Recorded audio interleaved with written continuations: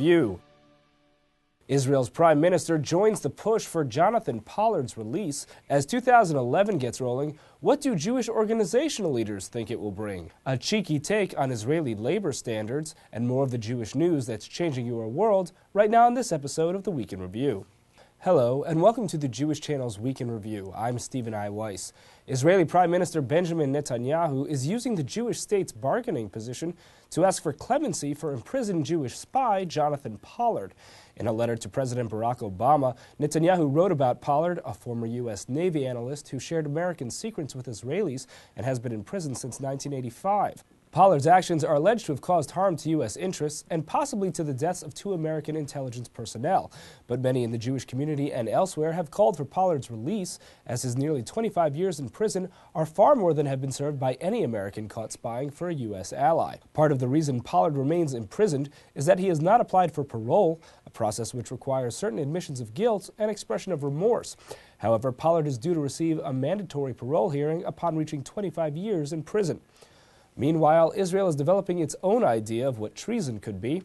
The Knesset has voted for an investigation of left-wing Israeli organizations that criticize the Israeli military's actions.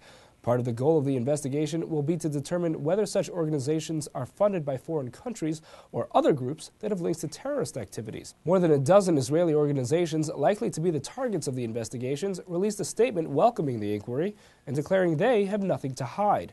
But while that investigation is dealing solely with allegations, the same can't be said for former Israeli President Moshe Katsav, who was convicted on multiple counts of sexual assault last week for raping, sexually abusing, and harassing 3 former female employees while in positions of power, ranging from Minister of Tourism to President of Israel.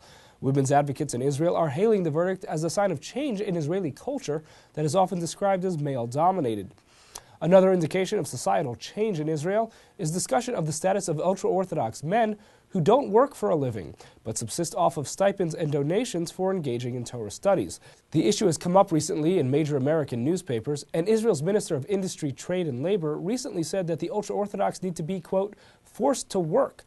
Israel's version of conservative Judaism, the Masorti movement, is also getting in on the discussions with an advertising campaign, producing images like you see here that contains the famous statement from Ethics of the Fathers, Kol Torah she'ein ima malacha, sofa batala v'goreret avon. Any Torah that is not accompanied by work will end in waste and bring about sin. But while Israel has many issues to debate in the coming year, what is anticipated for Jews here in the United States? Rebecca Honig-Friedman pursued exclusive interviews with several organizational leaders to get their perspective. With 2011 starting up, where are the organizations serving the American Jewish community headed?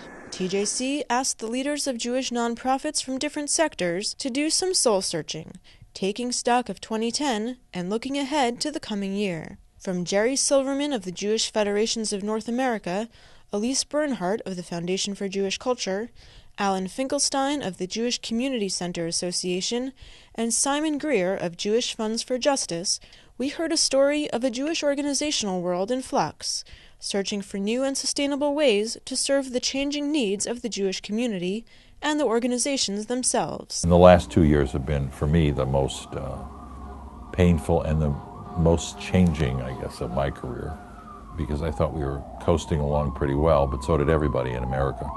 These are the difficulties facing the JCCA, the umbrella organization for the JCCs of North America, at the same time as it's trying to address existential questions. The JCCA was particularly hard hit financially in the last 2 years by the economic downturn in general and by investments with Bernie Madoff in particular. But Finkelstein said the losses have led to necessary self-reflection about how to reduce the cost of Jewish living. I think we just overbuilt Jewish institutions, too many buildings, too many agencies, and as a result we've had to maintain the infrastructure for all of them.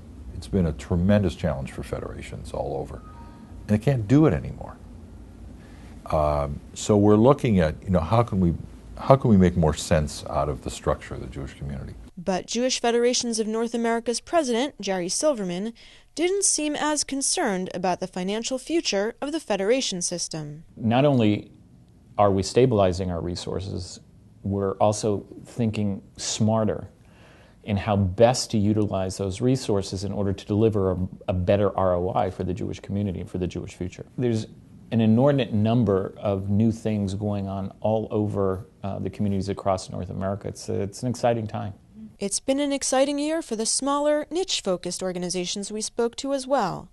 Despite the economic downturn, the Foundation for Jewish Culture, a 50-year-old organization that funds Jewish studies scholars, documentary film, and artists working with Jewish ideas, is launching 2 new major programs, a new Jewish music initiative and an American Academy in Jerusalem. Elise Bernhardt, the Foundation's president and CEO, explained the organization's funding strategy. We've narrowed our focus since I got here in 2006, and we're really focusing on individuals. We're focusing on individual artists and individual scholars, and it's great to have lots of museums and lots of JCCs and all of that, but if you don't have people, contemporaries, making work of the highest quality, then what's the point? So that's what we really focus on, is, you know, how do we find the best, identify the best, support the best, and really help them to be known and get out into the world. So that's what we do. And from continuing Jewish culture, there are moral lessons to be drawn, and that's where Jewish Funds for Justice, or JFSJ, comes in. The 25-year-old organization's mission is to ensure that economic justice, economic opportunity is widely shared in American society. And we do that from the basis of Jewish values and tradition. Echoing Finkelstein's concerns about overgrown institutions and Bernhardt's focus on specificity, JFSJ's president and CEO, Simon Greer, emphasized that the economic downturn could be seen as a chance for new collaborative opportunities. More people want to partner and do things together. The idea that in this economy everyone can't do everything, so you have to specialize and maybe even let other groups grow in certain areas where you back away so you can focus on your real core business.